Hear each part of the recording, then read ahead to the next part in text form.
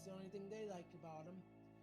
And they built media empires. Television ministries weren't small operations. There were big networks, studios, mailing lists, donation pipelines, and the cultural climate amplified their message. There was an AIDS pandemic, AIDS panic. There was a Cold War fear. Nuclear anxiety shaped public imagination. There was a rapid social change around gender and sexuality.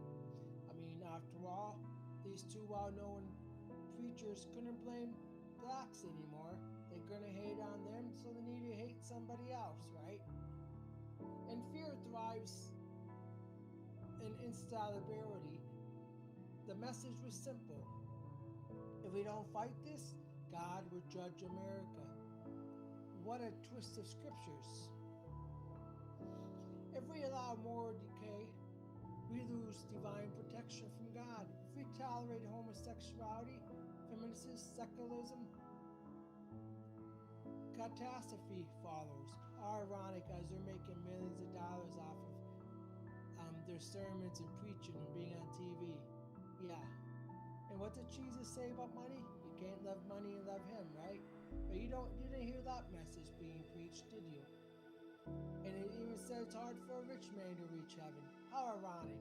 But the gays got blamed for anything that happened in the 80s and 90s, even up to the 2000s.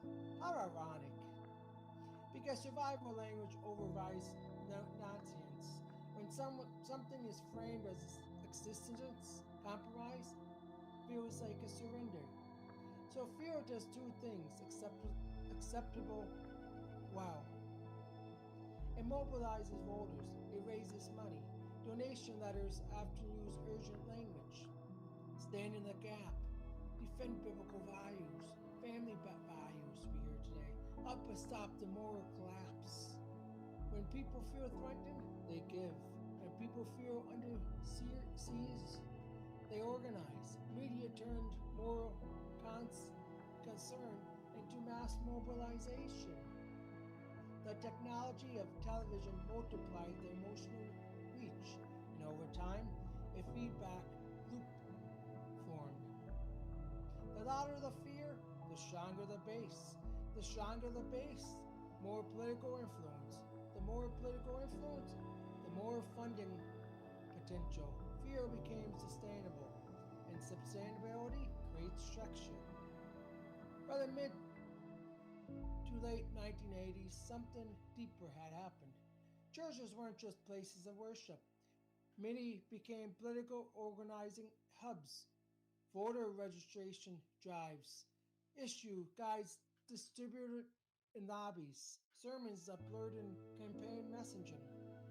Family values became a big test, not just a personal belief, but for a political party, for the political loyalty.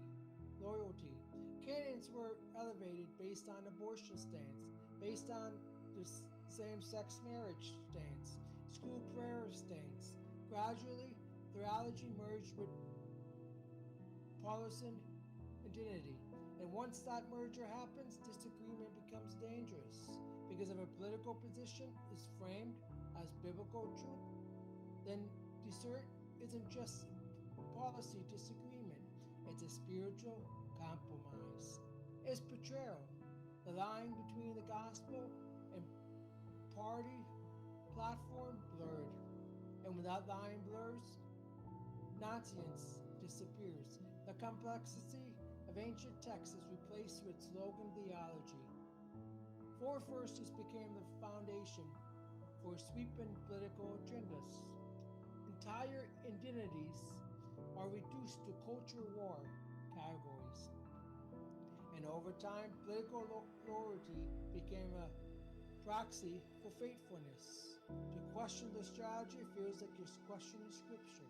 To question the rhetoric feels like you're questioning God. That's how infrastructure satisfies.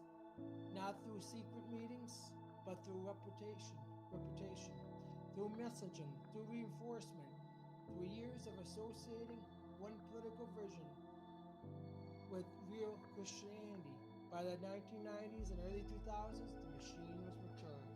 Voting patterns were predictable, messaging was synchronized, media and pulpits echoed one another. The culture war wasn't occasional, it was continuously. Every machine has consequences, and the consequences here are measurable. The LGBTQ youth grew up hearing themselves described as threats, as signs of judgment, born to go to hell, as evidence of national decay that leaves scars. Church trauma isn't theoretical, it's lived, it's felt, it's experienced in youth groups, in prayer circles, in counseling offices. It is experienced by parents told their children are under demonic influence. It's experienced by teenagers praying to be changed. Polarized politics infestified, because when political disagreement is spiritualized, compromise feels immoral. And once polarization hardens, empathy shrinks. Scripture itself was affected.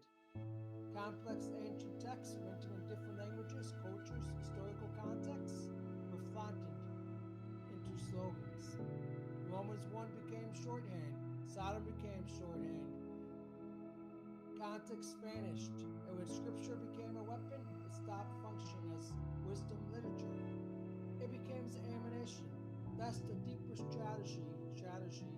Not just a political polarization, not just social stigma, but theology reduction.